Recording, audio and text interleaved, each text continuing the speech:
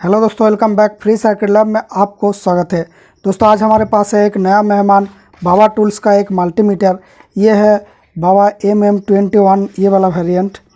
तो इस मल्टीमीटर का रिव्यू देख के आपको काफ़ी कुछ सीखने को मिलेगा। आपने लाइफ में शायद ही कभी इतना डिटेल्ड मल्टीमीटर रिव्यू देखे होंगे।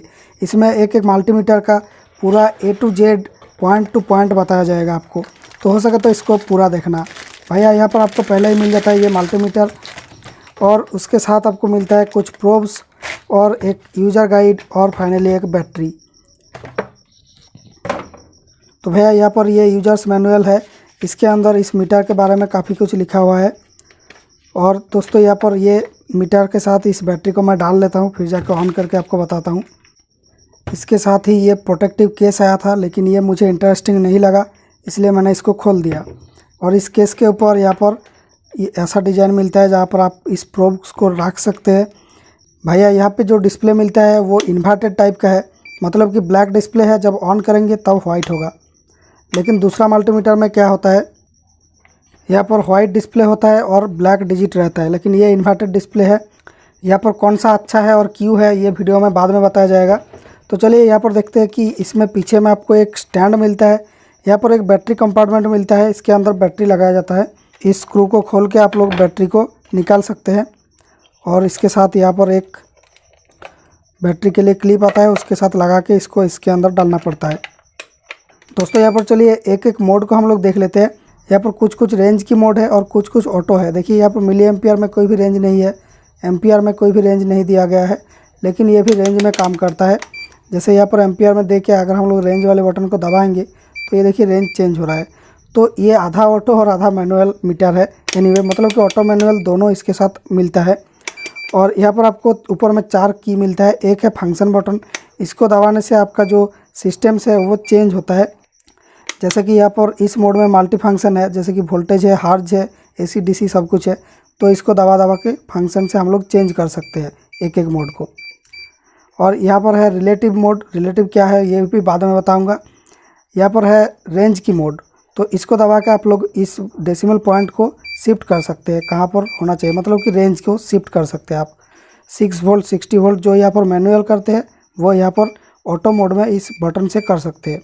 और इससे नहीं करेंगे तो ऑटोमेटिक जो वोल्टेज मापेंगे उसके अकॉर्डिंग इसका रेंज सेट हो जाएगा। और इसके बाद है यहाँ पर होल्ड बटन। होल्ड बटन से क्या होता है, डाटा फ्रीज हो जाता है डिस्प्ले के अंदर। देखिए जैसे यहाँ पर कोई भी डाटा में अगर हम लोग होल्ड दबा देते हैं तो वो डाटा यहाँ पर रह जाती है, फिर जाके होल्ड को हटा देंगे तो वो डाटा बाद में डिलीट हो जाती है। साथ में कुछ आपको पोर्ट्स मिलता है। एक है वोल्टेज होम कंटिन्यूटी पोर्ट, एक है कॉमन पोर्ट, इसमें हमेशा ब्लैक प्रोब लगा रहेगा। यहाँ पर है माइक्रो एम्पियर मिली एम्पियर का पोर्ट, ये है 20 एम्पियर का पोर्ट, मतलब हाई एम्पियर करंट मापने के लिए इसमें देना पड़ेगा। एनीवे उसके बाद है यहाँ पर आपको ऊपर में NCV का एंटेना और ये एक टॉर्च लाइट है। इस टॉर्च लाइट को कैसे जलाना है, ये जो फंक्शन बटन है इसमें देखिए टॉर्च लिखा हुआ है, इसको दबा के रखेंगे तो ये टॉर्च लाइट जलेगा। तो ये जब हम लोग अंधेरे में या फिर किसी बॉक्स के अंदर काम कर रहे हैं वहाँ पर आपको टॉर्च चाहिए तो जल्दी से कर सकते हैं, लेकिन हमारे पास मोबाइल है इसका उतना ज़रूरत नहीं पड़ेगा। तो इस प्रोब का ये सब कैप को खोलेंगे तो यहाँ पर दिखने को मिलता है कि ये नीडल वाले प्रोब के साथ आता है। तो SMD वर्क करने के लिए काफ़ी अच्छा है ये मीटर। बाकी दोस्तों कुछ नहीं है, एक स्टैंड है यहाँ पर, इससे आप लोग ऐसे रख सकते हैं। लेकिन जो डिस्प्ले है वो ऊपर से थोड़ा बहुत नेगेटिव दिखाता है, नीचे से डिस्प्ले काफ़ी आसान दिखता है। मतलब कि आप अगर इसको स्टैंड से ऐसे भी नहीं लगाते हैं, टेबल में ऐसे पड़ा रहेगा तो भी आपको डिजिट्स दिखेंगे आराम से, नो प्रॉब्लम। चलिए काफ़ी बात हो गई अपीयरेंस की। अब हम लोग देखेंगे कि यहाँ पर एक एक मोड को कैसे यूज करना है, मतलब कि ये एक मिनी ट्यूटोरियल आप समझ लीजिए। यहाँ पर पहले ही है लाइव चेक वाली ऑप्शन। दोस्तों ये मोड बेसिकली क्या करता है, लाइव को डिटेक्ट कर पाता है। अगर इस बोर्ड में देखना है कौन सा लाइव है कौन सा न्यूट्रल है तो इस लाल प्रोब को यहाँ पर इसमें देना पड़ेगा। तो देखिए लाइव में आने से ही ये लाइव दिखाता है और ये ब्लिंक करता है लाइट और एक सिग्नल देता है। एनीवे उसके बाद की मोड है ये 1000 वोल्ट की मोड। यहाँ पर आप लोग DC वोल्टेज चेक कर सकते हैं 1000 वोल्ट तक, मतलब कि बहुत ही हाई वोल्टेज इससे चेक कर सकते हैं, लेकिन 1000 वोल्ट से ऊपर नहीं। इतना हाई वोल्टेज में दे के भी आप लोग इसका वोल्टेज को चेक करने मत जाइए, क्योंकि ये 1000 से भी ऊपर वोल्टेज देता है। इससे अगर मीटर ख़राब होता है तो वो डेफिनेटली रिपेयरेबल डैमेज नहीं होगा, IC के अंदर से कुछ उड़ जाएगा। तो उसके बाद चलते हैं हम लोग 60 वोल्ट मोड में। ये है मैनुअल मोड। यहाँ पर है ये 60 वोल्ट मोड, इसमें आप लोग 60 वोल्ट के नीचे की वोल्टेज को चेक कर सकते हैं। डेसिमल पॉइंट यहाँ पर रहेगा। अगर आप लोग 1000 वोल्ट में देते हैं तो डेसिमल पॉइंट आपका गायब हो जाता है। 6 वोल्ट में देंगे तो डेसिमल पॉइंट यहाँ पर शिफ्ट हो गया। कैसे कैसे इस मोड को सिलेक्ट करने से देखिए डेसिमल पॉइंट आपका शिफ्ट होते जा रहा है। तो इस तरीके से ही ये रेंज काम करता है। एनीवे तो 6 वोल्ट में देके आप लोग 6 वोल्ट के नीचे की वोल्टेज को चेक कर सकते हैं। जैसे आपको दिखाया था मैं, अभी देखिए 9 वोल्ट दिया लेकिन ये ओवरलोड बता रहा है। तो ये अभी है 5.6 वोल्ट। उसके ऊपर अगर हम लोग जाते हैं 6 वोल्ट के ऊपर तो ये देखिए लगभग ये 6.1 वोल्ट तक माप सकता है। भैया इस बुक के अंदर हमेशा आपको रेंज में 9 के फॉर्म में कंटेंट मिलता है। मतलब कि रेंज सब 9.999 मतलब कि 10,000 काउंट का मीटर ये बोल रहा है। लेकिन यहाँ पर जो मीटर की एक्चुअल काउंट है वो है 6000 काउंट। देखिए 66 600 इसमें है, तो सब 6 के घर में है। तो काउंट क्या है बेसिकली, जो ये मैक्सिमम कितना नंबर तक दिखा सकता है। तो यहाँ पर दोस्तों ये जो 4 डिजिट का डिस्प्ले है यहाँ पर 9999 तक दिखा सकता है, लेकिन इसका प्रोसेसर ओनली 6.999 तक दिखा सकता है। 2000 काउंट का जो मीटर्स है उसमें आपको 20 के फॉर्म में सब कुछ मिलेगा। यहाँ पर आपको पॉइंट के बाद 3 जीरो कब मिलेगा, जब आप लोग 2 वोल्ट के नीचे मापेंगे। लेकिन 6000 के लिए 6 वोल्ट के नीचे आपको 3 डिजिट की एक्यूरेसी मिलेगा। और जो 10,000 काउंट का मीटर है उसमें 10 वोल्ट तक ये 3 डिजिट एक्यूरेसी के साथ दिखा सकता है। उसके बाद हम लोग चलते हैं 600 मिली वोल्ट रेंज में। ये मिली वोल्ट रेंज में काम करता है। इसमें आप लोग अगर वोल्टेज मापने जाएंगे तो ये ओवरलोड ही बताएगा। तो ये बहुत ही कम वोल्टेज को आप लोग इससे मेजर कर सकते हैं। उसके बाद है आपका ये ओहम मोड। ओहम मोड में आप लोग कोई भी रेजिस्टेंस को मेजर कर सकते हैं।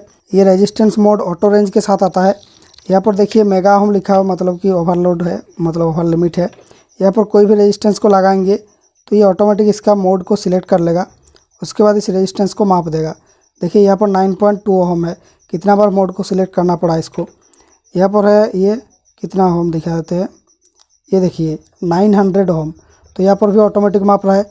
लेकिन आप लोग इस रेंज वाले बटन को सिलेक्ट करके इसका रेंज को एडजस्ट कर सकते हैं। उसमें क्या होगा, मीटर जल्दी आपको रीडिंग दिखा सकता है।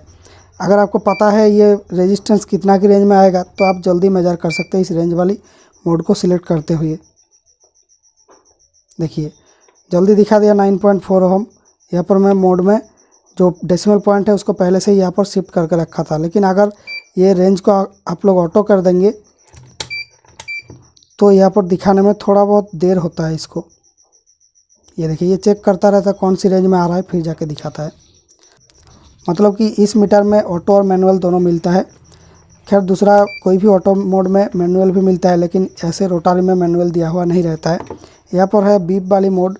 तो इसको टच करता हूँ तो बीप वाली मोड में थोड़ा सा देर होता है, कुछ मिलीसेकंड का अंतर है, बहुत तुरंत ये काम नहीं करता है। एनीवे उसके बाद यहाँ पर फंक्शन दबा के हम लोग चेंज कर पाएंगे क्या, नहीं कर पा रहा हूँ। तो यहाँ पर ये बेसिकली डायोड वगैरह सबको चेक कर लेता है एक ही मोड में, जैसे आपका इस वाले मीटर के साथ भी होता है।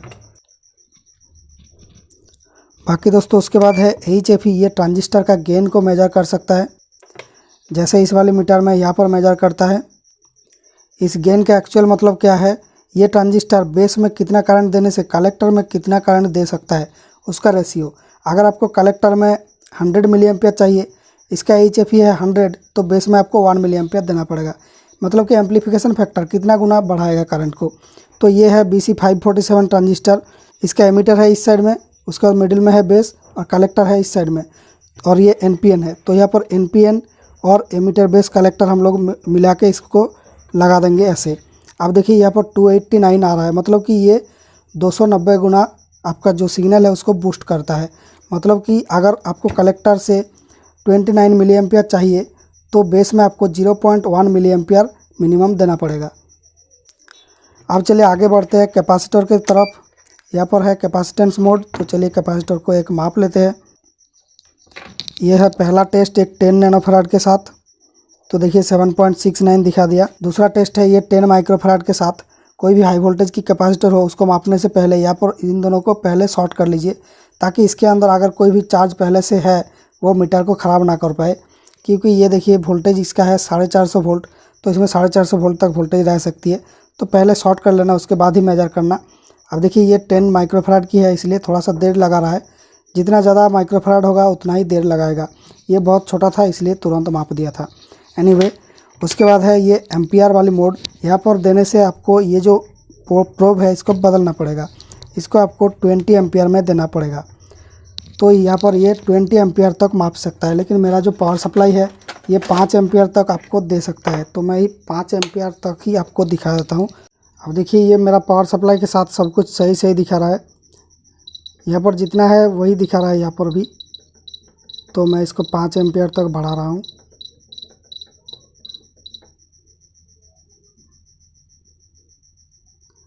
तो अभी यहाँ पर 3.2 है, 3.2 है, लेकिन 5 एम्पियर से ज़्यादा नहीं जा रहा है क्योंकि यहाँ पर वोल्टेज को हमें बढ़ाना है। अब देखिए 5 एम्पियर तक जा रहा है। तो ये सही सही दिखा रहा है एम्पियर, नो प्रॉब्लम। भैया नेक्स्ट मोड है मिली एम्पियर। मिली एम्पियर में एक रेजिस्टेंस कनेक्ट कर रहा हूँ क्योंकि यहाँ पर ज़्यादा एम्पियर हमें देना नहीं चाहिए, क्योंकि इसके अंदर जो रेजिस्टेंस वगैरह है मिली एम्पियर का, अगर कोई फ्यूज भी है वो उड़ सकता है। तो ये देखिए मैं यहाँ पर दिया मिली एम्पियर मोड में एक रेजिस्टेंस लगा के, और इस प्रोब को भी हमें चेंज करना पड़ेगा क्योंकि मिली माइक्रो के लिए एक और पोर्ट यहाँ पर दिया गया है। अब देखिए ये दिखा रहा है मिली एम्पियर कितना जा रहा है,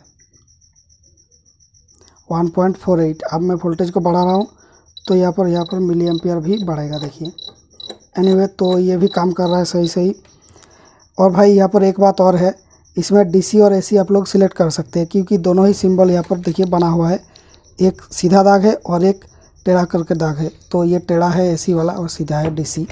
तो यहाँ पर फंक्शन बटन को दबाने से यहाँ पर डीसी एसी सिलेक्ट होता है। उसके बाद हम लोग बात करते हैं माइक्रो एम्पियर की। तो ये और ज़्यादा रिजोल्यूशन है एम्पियर रेंज में। तो देखिए ये मिली एम्पियर रेंज में कितना दिखा रहा था, 6.46, और माइक्रो एम्पियर में ये दिखा रहा है 5.67। तो ये और ज़्यादा रिजोल्यूशन और ज़्यादा एक्यूरेसी के साथ दिखाता है माइक्रो एम्पियर में। उसके बाद यहाँ पर मिल रहा है कि एसी वोल्टेज की रेंज, ये है 6 वोल्ट की रेंज। तो कोई ट्रांसफार्मर वगैरह की वोल्टेज अगर 6 वोल्ट के नीचे है तो आप लोग माप सकते हैं इससे। उसके बाद है 60 वोल्ट की रेंज, इसमें भी ट्रांसफार्मर का एसी वोल्टेज माप सकते हैं। उसके बाद है 750 वोल्ट एसी वोल्टेज। तो ये वोल्टेज है आपका मैक्सिमम एसी वोल्टेज मापने की रेंज। तो यहाँ पर हम लोग एक 220 वोल्ट की वोल्टेज को मेजर कर सकते हैं। लेकिन दोस्तों इसको यहाँ पर कनेक्ट करने से पहले आपको चेक कर लेना है कि ये प्रोब कहाँ पर है। ये गलतियाँ अक्सर हो जाता है हमारे साथ। तो ये यहाँ पर वोल्ट हमें देना चाहिए, बस करंट चेक करने के लिए इन दोनों में देना चाहिए। बाकी सारे फंक्शंस के लिए इस वाली प्रोब यहाँ पर रहेगा। तो यहाँ पर घर की वोल्टेज कितना है, 220 वोल्ट देखिए।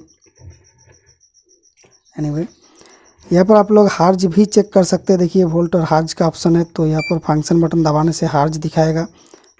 तो ये पहले ही 49.6 दिखाने लग गया क्योंकि जो यहाँ पर अगल बगल में इलेक्ट्रॉनिक इंटरफेरेंस है उसी से इसको 50 हर्ट्ज का कुछ सिग्नल मिल जा रहा है, इसीलिए ये 49 दिखा रहा है पहले से ही। यहाँ पर ये ऐसे आपका फ्रीक्वेंसी दिखा सकता है। तो फ्रीक्वेंसी चेक भी दिखाऊंगा इस मोड में जाके।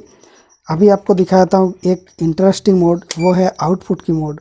ये दोस्तों एक सिग्नल आउटपुट कर सकता है इसका, ये दोनों प्रोब के ऊपर।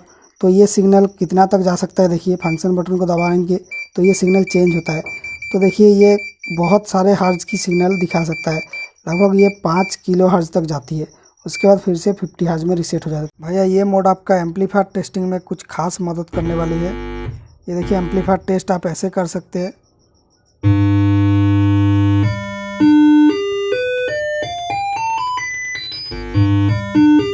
तो चलिए एक बार ऑसिलोस्कोप में इसको देख लेते हैं कि ये सही सही कैसा सिग्नल आउटपुट कर रहा है। तो भैया इसका एक प्रोब को ऑसिलोस्कोप का ग्राउंड में दे देता हूँ, दूसरा प्रोब को यहाँ पर फर्स्ट चैनल में देता हूँ। तो देखिए अभी 50 हर्ट्ज है, तो यहाँ पर ये एक स्क्वायर वेव आउटपुट कर रहा है, वो अच्छे से नहीं दिख रहा है। ये एक्चुअल प्रॉब्लम है इस डिस्प्ले की, क्योंकि ये डिस्प्ले ऐसे ऐसे स्क्रीन को ड्रा करता है और कैमरा के फ्रेम रेट के साथ ये इंटरफेयर कर रहा है। एनीवे, उसके बाद हम लोग यहाँ पर एक बार फंक्शन दबा के इसको चेंज करते हैं, 100 करते हैं। तो देखिए यहाँ पर जो सिग्नल है वो भी चेंज हो गया है। फिर से फंक्शन दबाता हूँ, ये देखिए 200 का सिग्नल है, ये है 300 हर्ट्ज का, ये है 400 हर्ट्ज, 500 हर्ट्ज, 600 हर्ट्ज। ये एक्चुअली एक स्क्वायर वेव है और इसका वोल्टेज कितना पता है, यहाँ पर इसको देने से ये 1 वोल्ट पार्ट डिवीज़न हो रहा है। तो यहाँ पर कितना डिवीज़न गया है, ये देखिए, इसको यहाँ पे देंगे तो ये 1 डिवीज़न, 2 डिवीज़न और 3 डिवीज़न, मतलब कि 3 वोल्ट की पीक टू पीक सिग्नल है। ओके, 3 वोल्ट की सिग्नल है और इसको फंक्शन दबा दबा के हम लोग चेंज कर सकते हैं। तो ये 800 हर्ट्ज़ की है, अभी ये 900 हर्ट्ज़ और ये है 1 किलो हर्ट्ज़ की सिग्नल है। तो ये कितना एक्यूरेट देख लेते हैं। यहाँ पर देखिए मिली सेकेंड 1 में दिया हुआ है, 1 किलो हर्ट्ज़ की 1 मिली सेकेंड पीरियड होता है। तो यहाँ पर एक जो ग्राफ पेपर जैसा बना हुआ है उसके अंदर ही पूरा सिग्नल रहना चाहिए। तो एक सिग्नल को ऐसे हम लोग शिफ्ट करके देख लेते हैं। तो यहाँ पर इस लाइन को देखिए, ये परफेक्टली मैच करता है। यहाँ से शुरू हुआ लो, उसके बाद हाई और यहाँ पर ख़त्म। तो ये पूरा एक ही डिवीज़न ले रहा है फुल एक सिग्नल में, मतलब कि ये पूरा एक्यूरेट है 1 किलो हर्ट्ज़ का सिग्नल, जहाँ पर ये 1 किलो हर्ट्ज़ बता रही है। फिर देखते हैं ये कितना तक जा सकती है। ये है 1 किलो हर्ट्ज़ की। अब हम लोग 2 किलो हर्ट्ज़ करते हैं। ये देखिए 2 किलो हर्ट्ज़ हो गया, 4 किलो हर्ट्ज़ और ये रहा 5 किलो हर्ट्ज़। इससे ज़्यादा नहीं जाएगा ये। अब देंगे तो ये 50 हो गया। तो यहाँ पर हमें गियर को पीछे जाना पड़ता है तभी ये दिखेगा। भैया अभी नेक्स्ट मोड है इसका हर्ट्ज़ परसेंटाइल। यहाँ पर आप लोग किसी भी सिग्नल का हर्ट्ज़ यानी जो फ्रीक्वेंसी है वो माप सकते हैं। और यहाँ पर परसेंटेज का मतलब है ड्यूटी साइकिल। अगर वो स्क्वायर वेव है तो कितना टाइम के लिए ऑन था, फिर कितना टाइम के लिए ऑफ था, उसका रेशियो को बोलते हैं ड्यूटी साइकिल। तो अगर ज़्यादा टाइम के लिए ऑन होता है फिर जाके कम टाइम के लिए ऑफ होता है, वो हो जाएगा हाई ड्यूटी साइकिल 50% से ज़्यादा। अगर सेम सेम होता है, सेम टाइम के लिए ऑन सेम टाइम के लिए ऑफ, जैसे कि ये वाली सिग्नल, तो ये हो जाता है 50% ड्यूटी साइकिल। जितना ऑन है उतना ही ऑफ है। लेकिन अगर कम ज़्यादा होता है तो वो अलग ड्यूटी साइकिल कहलाएगा। एनीवे, तो यहाँ पर हम लोग एक फ्रीक्वेंसी दे रहे हैं स्क्वायर सिग्नल फ्रीक्वेंसी जनरेटर से, और यहाँ पर ये आ रहा है। तो इस सिग्नल का फ्रीक्वेंसी है 834 हर्ट्ज़। यहाँ पर 833.6 दिखा रहा है, काफ़ी करीब है। अब हम लोग इसका जो फ्रीक्वेंसी है उसको कम ज़्यादा करके देखते हैं। तो अभी यहाँ पर ट्रायंगल वेव दे रहा हूँ, ये भी काम कर रहा है। तो ट्रायंगल वेव के साथ हम लोग फ्रीक्वेंसी बढ़ा के देखते हैं। तो ये है 854। अब हम लोग फ्रीक्वेंसी को बढ़ा रहे हैं, यहाँ पर भी बढ़ रहा है। अभी है मैक्सिमम पे 4.36 किलो हर्ट्ज़। यहाँ पर भी सेम दिखा रहा है 4.36 किलो हर्ट्ज़। तो ये काफ़ी एक्यूरेट है। एनीवे, उसके बाद हम लोग इसको और बढ़ाते हैं, 40 किलो हर्ट्ज़ कर दिया। यहाँ पर ये दिखा रहा है 40 किलो हर्ट्ज़, ये भी 40 किलो हर्ट्ज़ सेम है।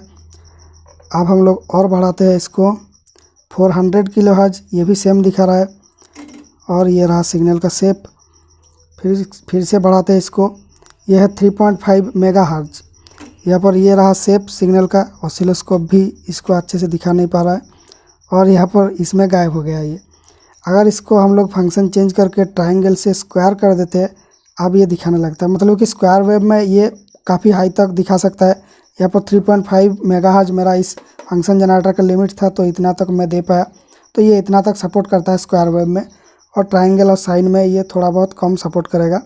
एनीवे, और इनफैक्ट इसी मोड से आप लोग घर की इलेक्ट्रिसिटी का भी फ्रीक्वेंसी चेक कर सकते हैं। 50 हर्ट्ज़ आएगा। इस मोड में करें या फिर इस मोड में करें, सेम है। और यहाँ पर है एक इंटरेस्टिंग फीचर, ये है ऑटो वाली मोड। यहाँ पर देखिए वोल्टेज है, AC DC और हर्ट्ज़, ये तीनों फंक्शन यहाँ पर मिलता है। तो यहाँ पर आप लोग DC AC सिलेक्ट कर सकते हैं इस फंक्शन बटन को दबा के, और जो रेंज है वो ऑटोमेटिकली डिटेक्ट होता है। अगर मैं मानिए कि AC वोल्टेज में दे के अगर मैं घर की इलेक्ट्रिसिटी को टेस्ट कर लिया, तो ये ऑटोमेटिक इसका जो सिस्टम है उसको बदल देगा और ये हायर मोड को सिलेक्ट करके इसको मापेगा। अगर इसको मैं खोल के DC कर देता हूँ, फिर जाके एक अगर लो वोल्टेज को मापता हूँ, तो ये ऑटोमेटिक इसका वोल्टेज की रेंज जो है उसको सिलेक्ट कर लेता है। तो ये होता है ऑटो मोड वाली मल्टीमीटर। इस मोड से आप लोग काफ़ी आसानी से इस मीटर को यूज़ कर सकते हैं। आपको सोचना नहीं है कि कितना वोल्टेज में आप देने जा रहे हैं, आपको बस यहाँ पर ऑफ से इसमें घुमाना है, उसके बाद आप लोग माप लो। किसी भी वोल्टेज हो, वो DC हो तो DC होना चाहिए, और वो AC वोल्टेज हो तो आपको एक बार फंक्शन दबा के AC करना पड़ेगा। कितना वोल्ट की रेंज है ये देखिए 660, ये सब में आपको पढ़ना नहीं है, जस्ट यहाँ पर आपका सारा काम ऑटोमेटिक हो जाएगा। उसके बाद भी अगर आप लोग इसमें रेंज सिलेक्शन करना चाहते हैं तो ये रेंज वाले बटन से कर सकते हैं। एनीवे, उसके बाद दोस्तों यहाँ पर है ये रिलेटिव बटन। ये एक इंटरेस्टिंग थिंग है। रिलेटिव वोल्टेज मेजरमेंट क्या होता है, अगर आपका पहले से ही कोई वोल्टेज इसमें है उसको आप लोग जीरो कर सकते हैं। जैसे कोई वेट मशीन में होता है, अगर इसमें पहले से ही कुछ भी चीज़ें रखा हुआ है उसको आप लोग तैयार करके जीरो कर सकते हैं।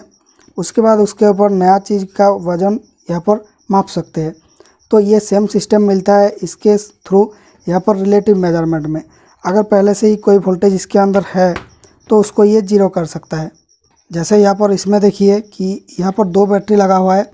एक बैटरी में वोल्टेज है आपका 0.9 वोल्ट और टोटल दोनों बैटरी में वोल्टेज है 2.5 वोल्ट।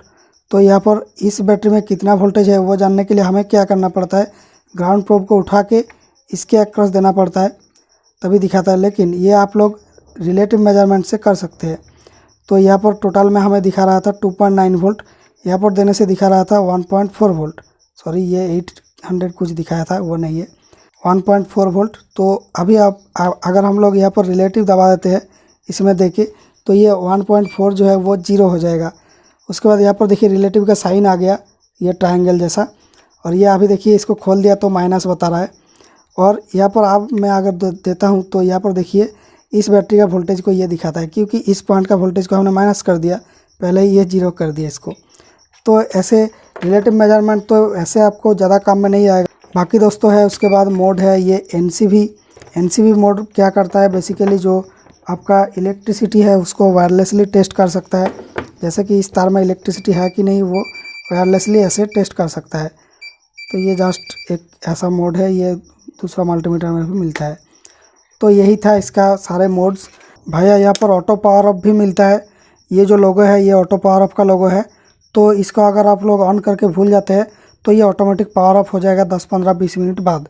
अगर आप इसको डिसेबल करना चाहते हैं तो इस फंक्शन बटन को दबा के इसको ऑन करना है, तो ये ऐसे 3 बार बीप देगा, फिर जाके वो डिसेबल हो जाएगी। भैया नॉर्मल डिस्प्ले और इन्वर्टेड डिस्प्ले में फ़र्क आपको बता देता हूँ। इन्वर्टेड डिस्प्ले हमेशा ब्लैक रहती है, इसके ऊपर डिजिट्स वाइट अपीयर होते हैं, लेकिन ये हमेशा वाइट रहती है, इसके ऊपर डिजिट ब्लैक अपीयर होते हैं। अगर आप आउटडोर यूज करना चाहते हैं मीटर को तो ये नॉर्मल डिस्प्ले वाला मीटर सही रहेगा, क्योंकि इसके पीछे अगर बैकलाइट नहीं जलता है फिर भी ये डिजिट्स आपको दिखेगा। लेकिन यहाँ पर आपको बैकलाइट ऑफ करने की कोई भी ऑप्शन नहीं मिलता है। आप आउटडोर जाओ या फिर इंडोर रहो, आपका यहाँ पर पीछे बैकलाइट हमेशा जलता रहेगा। तो यहाँ पर बैटरी की खपत थोड़ा सा ज़्यादा है। लेकिन दोस्तों अगर आप वीडियो वगैरह बनाते हैं तो कैमरा में ये डिस्प्ले काफ़ी अच्छा दिखने वाला है, क्योंकि इसके पीछे हमेशा बैकलाइट जलता है। और वो करने के लिए मुझे इस मीटर को मॉडिफाई करना पड़ा ताकि इसके अंदर बैकलाइट हमेशा जले, क्योंकि मैं वीडियो ज़्यादा बनाता हूँ, इसलिए मुझे बैटरी का फ़र्क नहीं है। यहाँ पर बैकलाइट जलना चाहिए ताकि यहाँ पर व्यूइंग एंगल हमें अच्छा मिले। तो इसका व्यूइंग एंगल काफ़ी अच्छा होगा, क्योंकि पीछे बैकलाइट हमेशा जलता रहता है। इसके ऊपर लाइट गिरे या ना गिरे इसका डिजिट आपको दिखेगा। दोस्तों चलिए इस मीटर का बैटरी खपत माप लेते हैं। तो ये रहा इसका बैटरी खपत। जब चल रहा है तो 8 मिली एम्पेयर करंट लेता है। अगर इसके पीछे बैकलाइट ना जलता है, नॉर्मल वाली मीटर होता तो ये 2 मिली एम्पेयर का करंट लेता, लेकिन 8 मिली एम्पेयर भी काफ़ी हाई नहीं है।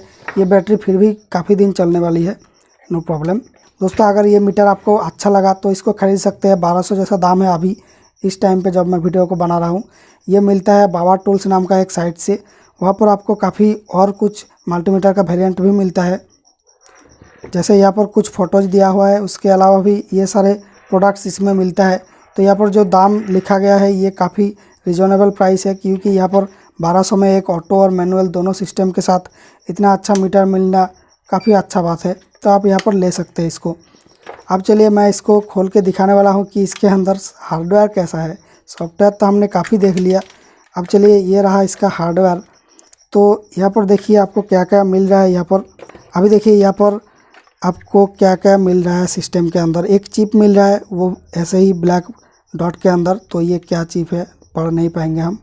एनीवे यहाँ पर ये टॉर्च लाइट का एलईडी है। ये है एनसीवी का एंटेना है जो वायरलेसली वोल्टेज को चेक करता है, लेकिन ये काफ़ी लूज फिट किया हुआ है, प्रॉब्ली ये शिपिंग के दौरान खुल गया होगा। एनीवे उसके बाद ये है बाज़ार, ये है दोनों साइड में 2 लाइट का जो कनेक्शन। ये तो प्रॉब्ली यहाँ पर 2 एलईडी है, एक इस साइड से लाइट मार रहा है और एक उस साइड से मार रहा है। तो यहाँ पर दोनों बैकलाइट एक साथ ही दे रहा है।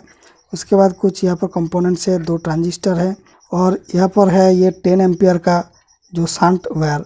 इसमें 10 मिली वोल्ट पर 10 एम्पियर, मतलब 1 एम्पियर में 1 मिली वोल्ट ड्रॉप होता है, और ये ड्रॉप इस चिप में जाता है, फिर जाके इसको एम्पियर का पता लगता है। जितना एम्पियर उतना मिली वोल्ट इस तार में ड्रॉप हो जाएगा।